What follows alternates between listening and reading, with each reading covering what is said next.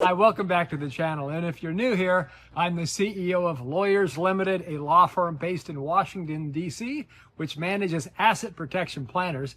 And today I'm coming to you from my home in sunny Florida. Today we're diving into a topic that's absolutely critical for anyone who wants to secure their financial future: asset protection for beginners. Now, I know what you might be thinking. Asset protection, that sounds complicated, expensive, and maybe even a little boring. But trust me, by the end of this video, you'll not only understand why asset protection is important, but you'll also walk away with simple, actionable steps that you can take to protect what's yours. And here's the kicker. You may or may not be a millionaire, but you don't need to be one to need asset protection.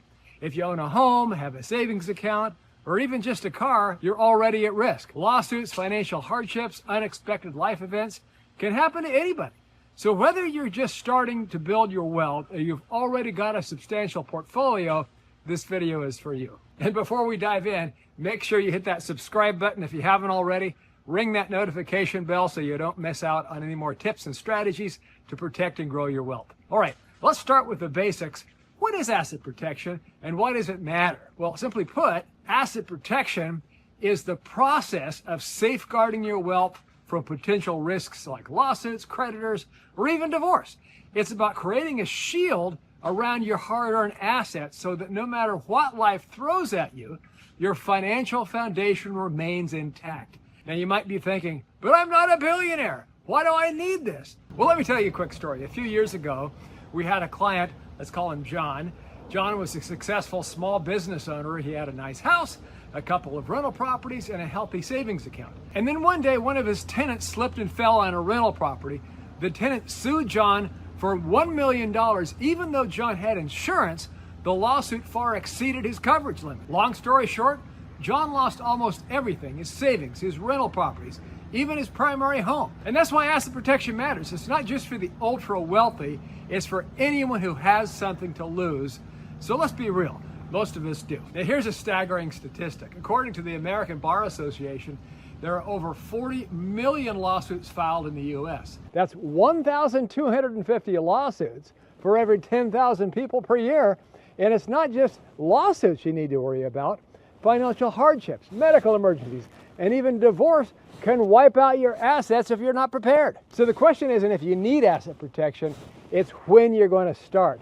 And that's exactly what we're going to cover in this video. Now, before you can protect your assets, you'll need to know what you're protecting. So let's talk about understanding your assets. Assets come in all shapes and sizes. They can be tangible, like your home, car, or jewelry, or intangible, like your savings account, investments, or even your intellectual property. So here's a quick breakdown of the main asset classes. Real estate. This includes your primary residence, rental properties, vacation homes, and even undeveloped land. Financial assets, think savings accounts, stocks, bonds, mutual funds. And then you have retirement accounts like your 401ks and IRAs, which aren't protected from divorce. Business interests, if you own a business or have shares in one, that's an asset too. Personal property, this covers everything from your car and your furniture to your art collection and electronics. Intellectual property, which can be very valuable. If you got patents, trademarks, or copyrights, those are assets as well. Now, here's the first step in asset protection. Create a comprehensive asset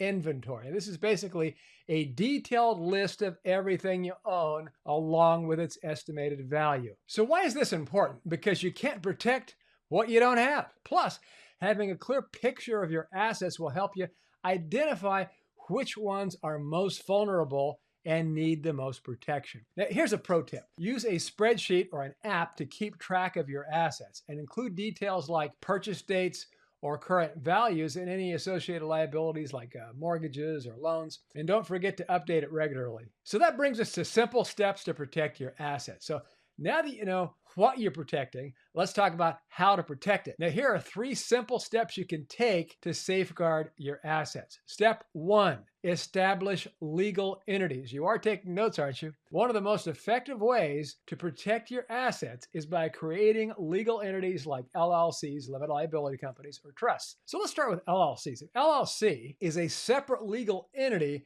that can own assets, enter into contracts, and even sue or be sued. Now, the beauty of an LLC is that it creates a firewall between your personal assets and your business or investment assets. So if someone sues your LLC, they can only go after the assets owned by the LLC, theoretically, not your personal savings, home, or car. But LLCs aren't perfect. For one, they're not foolproof. If you don't follow the rules, like keeping your personal and business finances separate, the court can pierce the corporate veil and go after your personal assets. Now, that's where trusts come in, specifically asset protection trusts. Now, these are legal arrangements where you transfer ownership of your asset to a trust, which is managed by a trustee for the benefit of your chosen beneficiaries, which could be you. Now, here's the kicker. Domestic trusts, that is those set up in the U.S., are vulnerable to results-oriented judges. I mean, you can ask any attorney, such as those on our staff.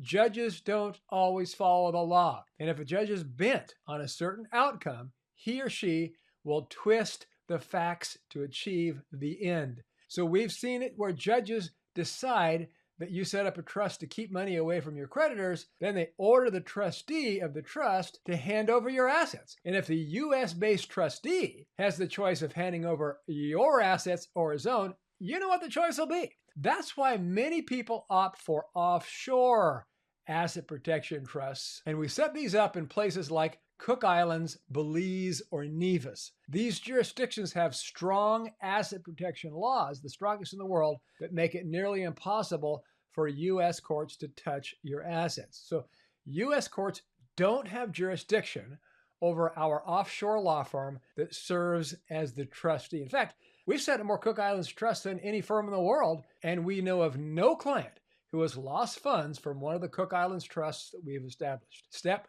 2, diversify your assets. Now, you've probably heard the saying, don't put all your eggs in one basket. Well, the same applies to asset protection. By spreading your assets across different classes like real estate, stocks, and bonds, you reduce the risk of losing everything in a single lawsuit or financial downturn, and you put these assets into separate legal tools. Step number 3, use financial planning tools.